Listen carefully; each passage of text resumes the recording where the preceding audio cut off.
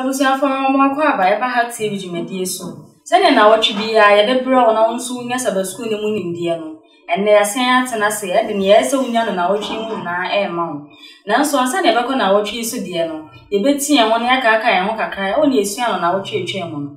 Na ne esua no na wotwe etwe mu no ya de sua to so nsia. Na ne yeda so eye mu a eye se ye bebo onyankopon kro no.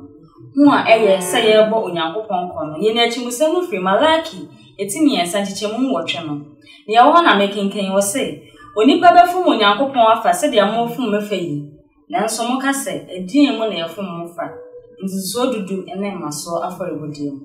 Adesua yi akira ma yehun se wan fa ontu nzizo dudu na ama onyankopon se de ohwehwe firi wo na eyekro no wabo onyankopon kro no. Na efrefe onyankopon bufu eba wo so. Na eno no so timi nya asotwen se de e kan eyeye na onya asotwen onya owuo na owuo ba one na busu nyina aso no saa na onyankopon mufo betin aba so e bia wonku na so asotwen no ebe yekese eno nti na yesi ye twen ho firi saa ne ama no na ye ni onyankopon ehwehwe na otwi de no eye adesua etoson so na ne yeda so ye bra wa hyewo animunya no so inshira bra wa hyewo animunya no so inshira brofo no e de ma yense blessing when and blessing when added. Echimusam ye free Malaki etimi ensa chichemu edunu wase.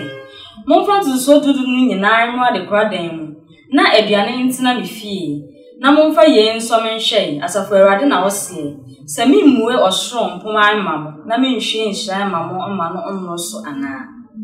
Ene mene evangelist James Obro ene ebedi jumani. Obeboa ma wetimi ate saba school yase na afa enso odi adijuma enu nti twan enko baabia ene yentena ya ni yenhunu ne yase ne free ene adisua ne mu nyina nanso asa ne yebekoso me kai wo so obe subscribe to your channel na afa enso so wa share ama wo fan so enya ne yase yin mu nyina ya chefa evangelist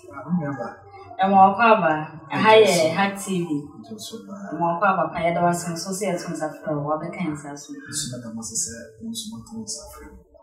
Abusia for nyina enim se ensan kokromoti ho mo koda biara da eni na pa no ka ro ne sen saa na onyankopon ono ne yenkokromoti ene ye twa ne gya ejumadi enye ye da biara da enu nti ye be hire ne nchen mmoa na obebo ma ejumadi yakoso ye be hire evangelist na ode na ko onyankopon onyame ma ye bom pai adumra ye da wase se wacha ye nkwa ene ohoti na wasadi Yesu ache ene wa ma ye nshira Onsam na yetu edwumadie nyina de hye. Wasam ye honhom, manso aye be kye wasam ye honam. Ese wo fa honhom konkon tu mi badom ye.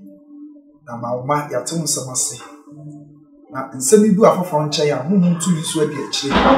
ama manso atumi atiase. Edim se wo bedi anim ade be kwa be yasodwe mu o Yesu Kristo di. Amen. Amen. Denim say en saba school yo fa to so menu nyina na ye dem ya ne se o Kristo ni ene ahonyade eno na ya boboso a ehunu sentu so dudu enyama onyankopon eno nti se ne bidi kankan no na wotwe dia ya bisu ya to so nso na da so ye bra wa hye wani munyam so inshira embese ebese emrepi enim se chimesem ne nefi Malaki etimi ensa chichimu edunu da bekokosi ada adisua no so na da so no ye mbambo mu ahotoso Yembambo mu ahotoso asemi se di kan no e de ma yense okwan ben na yenam oma afarebo so wo bambo mu ahotoso okwan ben na yenam oma afarebo so wo bambo mu ahotoso enu nti se ne na evangelist aba ma ye nyina ye be hye no oboa yembo kwesi ada adisua yo mini aba me da wase ewo asemisa Yesu afa so adisa okwan ben na yenam oma afarebo so wo bambo mu ahotoso na obisa ti nyame twen adwen sisu se ampa wahye boso babo ye hoba na saa onyankopon bo sha wahye so babo ye hoba ade na esese ya benye mu ahotoso ne de ho atoso se ampa no krese ye na mafore boso a nyame ahye boso babo ye hoba okay Psalm 50 no verse 14 no osefa aseda afode ebo onyankopon na tua wabo ade ema de owo so okay 15 no na frame nyadam na mejewo na mashawo de onyam enti sa bo hyewe anu nyakopon ahye se eye no krese se ye na maforebo so fi akoma pam eba for de ma Nyankopon didi kan de nipa bia ba for de ma no de to so de de nya de eba for de ma Nyankopon a na yetua ya bo ade a Onyankopon aka ehye bi Onyankopon de ayi ama asafo ne fa asafo ne sika sam ho eye welfare eye ye tight eye maso aforebo se ye firi akoma pam etua no se de Onyankopon aka no a bo hye wo mu ni se ye fra ono Onyankopon anopa ye fra na wia ye fra na najo a ono Onyankopon na obetie enti se aforebo ni ho a ebede no Onyankopon tie se wan fo ni pedua ma afore a Nyankopon bede no atie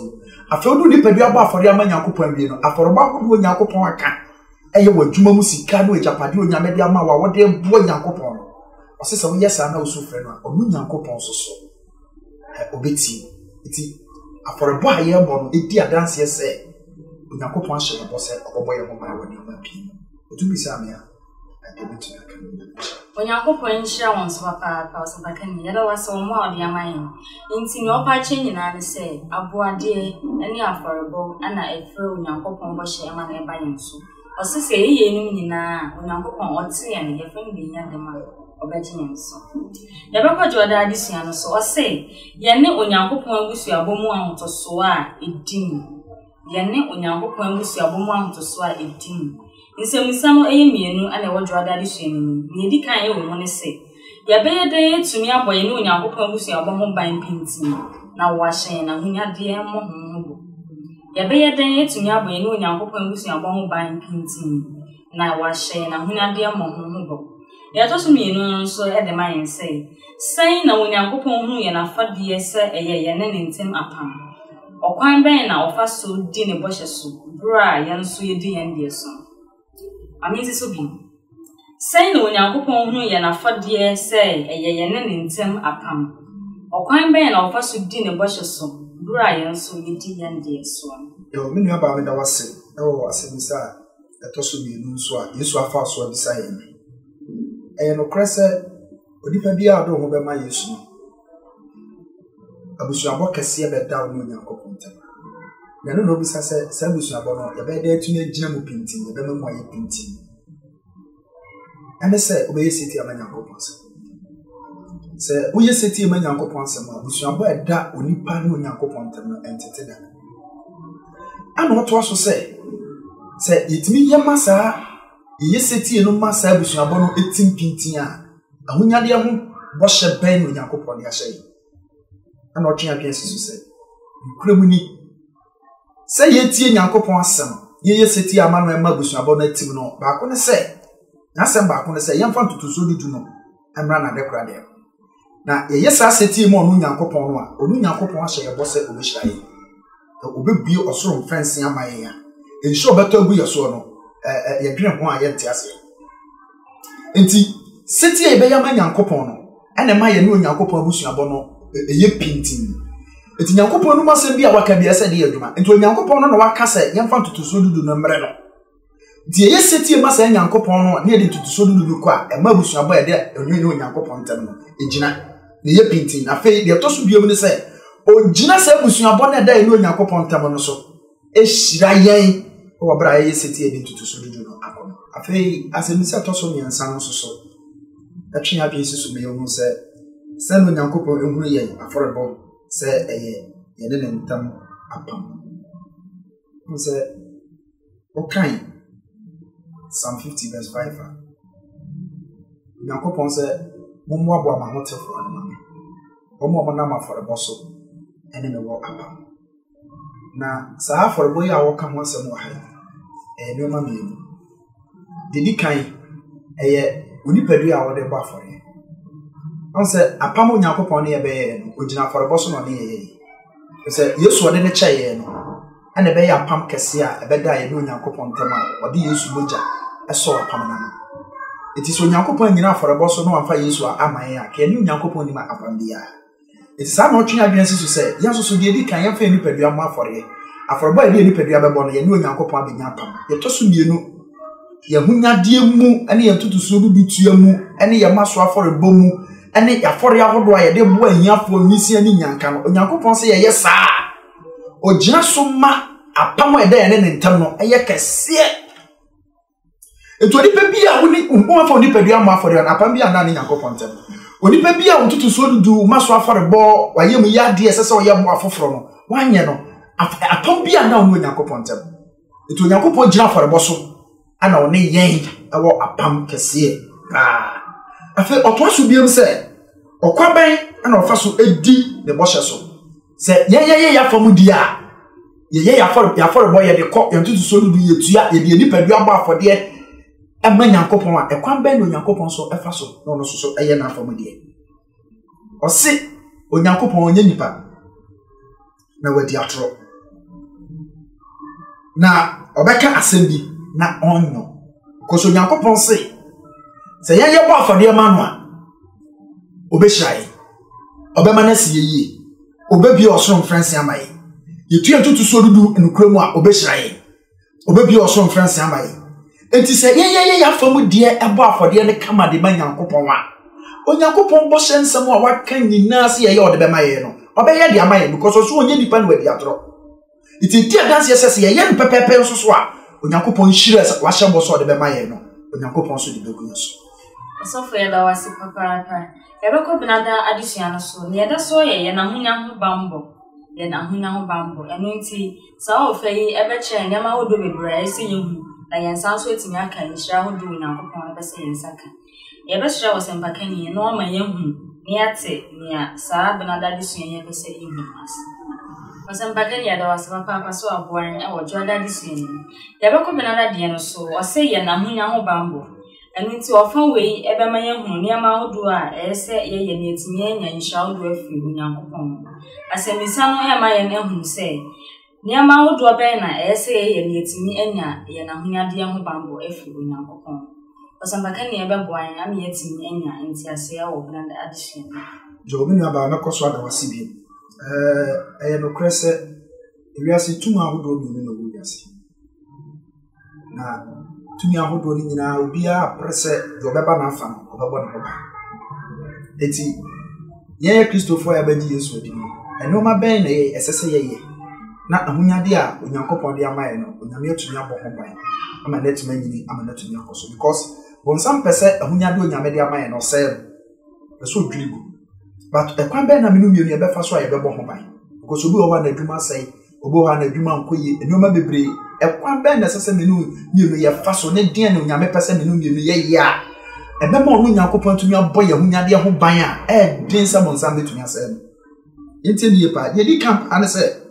o ka Malaki chapter 3 verse 10 no a Onyankopon hye ye bo sɛ yentua tutuso dudu no emfa ma no na obebi oso mfranse de amaye no behwie nhyira gu yeso ama nhyira na abu yeso so Onyankopon nhyira aba oso a ebe de na bonsam atumi asɛ enti de edi kan sɛ opeso Onyame bo wahunyade ho ban ma ne koso ma ne nyini a entutuso dudu Onyankopon ahye no fo Onyankopon chefa bre no na de bre no a de aka no enkono no Onyame bɛbɔ ho ban Onyame behyira so Onyame bɛma na koso de mo so wie Nyame no amfa nkwa a Onyame besi den na wabɔ wa japade ho ban ma na yeye eti a Christopher de abie kwan ma bonsam ese ye japade o se ye hunyade ema ye nkoso ema ye niye no Onyame akwancho de ato wa ye mfa so because yintua to so de no krum ema so afọ de ye mfa ma Nyankopon no krum ye mo anwisia ne ajanka ne akurafo no krum eti amade ye kura ye no free yensa because Onyame mo ye ho ban eti wo be se Nyame bo hunyade ho ban de di kan no afa de to so mienu ne se fo hunyade ehye Awurade ani monyam ahunyade no Nyankopon de ama no fa hye Nyankopon ni monyam emfa ho ho ene se udi bi buo na adwuma hwe enipa pi wo wiase a Onyankopon ma ahunyade pi hwe enoma o mo sponsor enoma mu di o musika sponsor enye de bo aye enye de nkoso ba enye de nkwaje bra foforo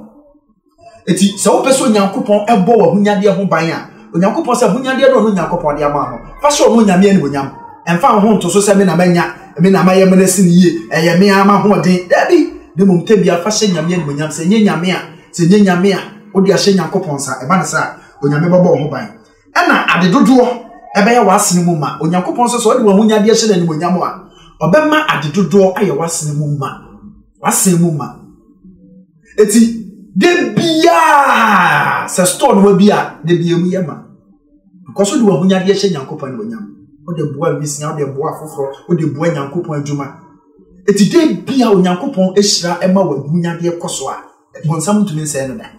eti de toso miens de no eno no afa de toso miens asese ye no Nyankopɔn bɔ ye hunyade ho ban ne sɛ ma ye hyehye agapade wɔ asase so de mo me hyehye agapade wɔ soro okay Matthew chapter 6 verse 19 to 20 a sa na otwe adwen so sa o hyehye agapade wɔ asase so esu ebesɛe eni bambo de mo hyehye agapade wɔ soro a eno de o se wewemu a ne na akye bi antumi enkonkɔsɛe no na se nyame ka se hyehye agapade wɔ soro a nini no ejina ma nyoma mienu de di kan ne se odi wa hunya de usika a wotua totoso dudu ne de bu anyame adwuma wotua maso aforebo ne de bu anyame adwuma ne de kɔgye akra saa mo no wodi usika bo no eboa no ne de gye akra no na wo hyehye wajapade wɔ soro ene se yakɔ soro a akra no do a yebɛgye no ɛno nsoroma ana Nyankopɔn ne besisi yetiri so eti se Nyankopɔn ka japade a wo hyehye wo soro a ɛyɛ afofra a odi usika ene wa hunyade eboa wo mo ede bu anyame adwuma agye wo mo nkwa no saa nkwa no saa fo no mu benya nkwa no ene ekoye nsoro ma ebeye japade a da atwo nsa beka de to so bienu ne se opese Nyankopɔn bɔ adwuma ene wonam fo ma japade ho ban so ma wa abusuanfo mpemdo a wodi bi bu anyame adwuma wodi bi bu Nyankopɔn adwuma ma na kosoro na wotu ontoto so dudu nukremu no e kam kyerɛ so Nyankopɔn bɔ hyɛ ne se wadwuma ekuta ubia no onu Nyankopɔn bɛbɔ ko bayama na bɛyɛ din sɛ ebetumi monsam betumi asɛ no na mpenu do no sɛ monsam pɛsɛ ma yɛ ntua ma yɛ nyɛ na onya kwan sɛ yɛ dwuma ba ɛnɛ onyame bie wani onyame ɛkyewa mo ahu sɛ wo fa sa kwan we so yɛ ne saa ɛde sɛ monsam betumi agye wo japade afiri wo nsam eti fo japade hyɛ Nyankopɔn sa Nyankopɔn abɔ ko bayama nyame hyrai fa wa hunyade hyɛ Onyankopɔn sa na ɔbɛbɔ ho ban ano eni ya da wase yɛbɛkɔ wo kwada adesua so ne yɛda so yɛ adomhwe mroso na ne ekeka ho adomhwe mroso na ne ekeka ho ɛno nti mebisa ɔkwan bɛn so na yɛbɛfa so ama Onyankopɔn adom no ayɛ kɛse ɛwɔ yɛn so na afei nso yɛn saka nhyira ho dupi a ɛka ho ɔkwan bɛn na yɛbɛfa so ama yɛn saka adom mroso afiri Onyankopɔn na afei ne nhyira ho dupi nso a ɛka ho ɔsɛmpakani ɛbɛboan wo kwada adesua jo me ba me da wase eya no crutch ni bia ni hu se Nyankopɔn yeti mobro na odone ma na opese na do mo nhira no hwe bu yeso ma ne buso eti no se utu adudu so no a me bie osoro friends no ama wo ama na buso ama asa Nyankopɔn ka se ma na buso ama eti ye Christopher anka abaji Yesu edi no se ye ya sade ase de onyame aka Onyankopɔn nhira no ke bebuso ama eti se me no mi me kwa be necessary fa so de necessary ye a Onyankopɔn hyira no ebebuso ade amaye because Onyankopɔn pɛso de nhyira no gu yeso ma ne buso eboso na ekwan be necessary fa so abusuafo Onyankopɔn se o kan Korintofo ho meto so bienu etie yan kronchiche ma ye ensia kosi motwe no a o se di odua no bafu no obetwa ne bafu a Onyankopɔn principle eti se Onyankopɔn hyira no pɛso onyama ne buso a tua kase hwɛ yɛmfa sɛ obi aburo betem epeni kura ototo abetuma we nesisi a ba aburo betem no ma ni dwan na wokodua aburo no a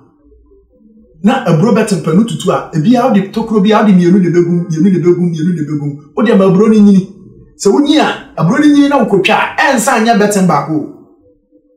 ebe bebre eto Onyankopɔn sɛ die obedua no ono ɛna obema ni nhyira eboso eti odua kase obetwa kase odua ketua bi nso so abɛde obetwa ketua bi eti so pese adom no busu ma wo a Onyankopɔn sɛ dua ne kase na odua ne kase a onu Onyankopɔn so be hyira wo broso ama na koso eti afarebo na yɛ ba de wa ho de betumi no a ɛsɛ ɔyɛ no yɛ na oya Onyankopɔn so sɛ ɔno so obehyira wo ama na busu kora ama na broso afei de to so biom ne sɛ na mo bɛboro so adwuma pa anyina mu Nyankopɔn hyira biom ne sɛ woyɛ saade no a wodua ne bebre a obamu atwa bebre afei obama waboro so ɛwɔ adepa nyina mu eti babia wobɛkɔ bia no ade bia no nsa beso bia no Onyankopɔn hyira bedi akyi ne bɛkɔ yi am dia ma nti Onyankopɔn sɛ yenye ne saa na moae afei hyira biom Onyankopɔn de ma o ma ne busu sa woyɛ a Onyame de ma one sɛ Oma na wia obema wia na wama nsuo obema nsuo so ato na fe afuo na wodra ebe fifiri kama oma obema wapomden ene tumi afo Nyankopon bema wapomden Onyankopon besa ma otumi sa nyema we nyina ye nhira se wode wabo ade abre Nyankopon na wotua tutu so do okremu na wo yesa na ma nukremu a Onyankopon de san hye ne nyina bema wo ama na buso eti nhira bi ekeka ho ne se obema wapomden ebi wo anye sika no nyame de ma ebi wo ya yaresa ebi wo ya pomden ebi wo so wadwuma no obema na koye chese onyame wo kwan bebre ofaso a ohwe nhia no gu yeso ama ne buso ni nyina ne se Onyankopon se se yetua ne kese a yeyi ne kese a yefi akomapam yi a ebenya na moso ba yanka oba kranfo no onso de ketu abi ne bai ba obi o yesikani e wo 100 million no oba kranfo no 1 cedi no de 1 cedi ne ba na obi o 100 million e de 2 cedis ba mu mienu no wan na yi kese onyame anim no oba kranfo no ni bibiyo ba do yi 100 million de 100 million ni na ne bai and oba kranfo so de 1 cedi ne bai mu nyam benya nhirape eti yenti Onyankopon principle said do yi de kase no obe hira ne pi eti onyame hira ye na yenti ase amen ya bakoya wanda adisua no ye mi twa to okrakra no so o say Sarifat kunafono asemi se twa to no de man say san hu na Sarifat kunafono an brase afade a oboma odifo no je ni fi nkwa san hu na Sarifat kunafono an brase afade a oboma odifo no je ni fi yo asemi se to so nkro no so asemi se muda ho yi kire ya ma yehu se ampa do fi akomapom ba Nyankopon so hira amana boso enti bohwe Sarifat krani no a Elijah ko ne nche no na ose ne moreka aka no pitu abi na aka wo a one ne ba ebebiewu na Elijah ka che ne se dikan atu ni ma menni ansa oba krafo no fi akomapom eto e de koma Elijah manidi obusuafo Elijah di ye no enwe nhire ba no so ose akoma ne da na yo mu ansa da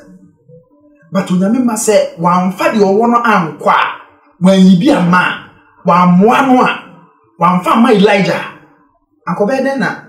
se nhira na busu bi amai etu odua ye sasi kitwa na okodua ye no eni de fifi ma ne busu ba ye de empesi edua ye beda de atwa empesi atwa to zo du ye pese nyame hira ye e ma so aforo bo ye empesi de ba se pese nyame hira o beda de wo hira ye de wan dua no pese otwa okay ye nto ba kwafo no dua ma Elisha o de ya aduane ma no ba ye hwe nhira de bre no opon aduane ebusu ma no achi no hwe ne ba ne wuyo Elisha sa akonwane no enam de oye ma no nti o Elisha sa akonwane no enti ahaidi adanse mi ehunu se ye tua ye tutu so dudu ye bo nyame adwuma ye di esika ebo afoforo no ye nkwa so gina so ebebo ya me nyankwa kwanya ho nkwa timi firi wonsa koso nyame timi mo nkwa ho ban nto ba kwafo no de oye ye no a ne ba no wuye no Elijah gina aforebo a obo ye so ene de ode ma no ne so sidi no dia ye no so egina so de kwaje ne ba ne nkwa eti o se Yesu Kristo ko Nyankopon de ne ma ye no ya nkwaje enti no de Yesu ba afore yo ya nkwaje enti no de Yesu ba afore eti aforebo Nyankopon pese ye bo ye tutu so dudu na ye aforebo Nyame pese etua amaso aforebo pese ye bo afofra omo akire omo Nyankopon se ye moa wo mo no sa aforebo na ye di ahunyade ede bo Nyankopon adwuma abo Nyankopon adwuma akoso no abusu afo me ka be kire se ye nkwaje agina so eti do ba kunafo de ye no aye nhweso de amaye ama Onyankopon edi adanse se ampa so nipa bi obefiri akomapam abo na adwuma abo na nko omo ye na adwuma ama Nyankopon adwuma koso Nyame hwe ma ne de nse to ba kunafo de Nyame ahwe se komo ne no o ma ne aduane buso ma no afa no nchi no onya nhira extra ama ne boso ene se ne ba wu ye Onyankopon se nyane no enti se otu ontutu so dudu na nhira Onyankopon de ma no ene wo maso aforo bo nhira Onyankopon de ma no ene se wo bo Nyankopon adwuma ma na koso ene wo bo Nyame adwuma yefo wudi sika bo awo mo no nhira wo nya no ene Nyame adwuma koso wo bo an nhira wo nya no Nyame ma aboroso eti Nyame tu yefo Onyame kasa kire yenya ye moa yensa na ye mpese ye beyi bi no ene Onyankopon person cho se wudua eye de be fifi na efifiri so a eboro de wudua ene so Onyankopon hira na omayenti ase amen asam no awie ya ne se nso Onyankopon na yin siti e ma yeso Onyankopon a nya wo kan e fantum so dudu ho e be ya ne sa nso a yen sa ka hira wo du wo ni yei ene ne adesua to so nso no e de amanya e be ba moden se e betimi e de abobra e se ne fata ye ne Onyankopon no hia emu hia na ofan kame o se ne awaka na obeya ne sa papa ebe ye da otwedi ampo Onyankopon ase se wonam sempakani so amiye hu nyama hodu we nyina e wo nsa besu ye de bibia e beko awieye se de ya da Onyankopon ase no sanso ne ya da o sempakani so ase afi etiefo nyina so Onyankopon nhia obibia ya de bibia e beko awieye enti e besere o sempakani na wada Onyankopon ase ama e beda nyame ase tifo ma ya monpai Onyankopon adi nyina so tumfo e da wase amapai awo enchecha ona mutumi so odi abrei ene wa me yehunu se onipa de ne hoto so a ense se ehia no se ahye mo sha akesi epi eti amoche edna mu no eyenya ya sede esese yeye ene ne oma esese yeye na wo hira ye no eno na yenye no pe una mu so abibie ye ni yeso ni nyane se awon kokon tumi no meboaye na intumi ni wasem ni so na enhira a wahye ho bɔ no yensa tumi aka na amaya ya defo na wadwuma so tumi akoso hyɛ ne atiefo nyina ebom na emphasize da ma wo Yesu Kristo din amen amen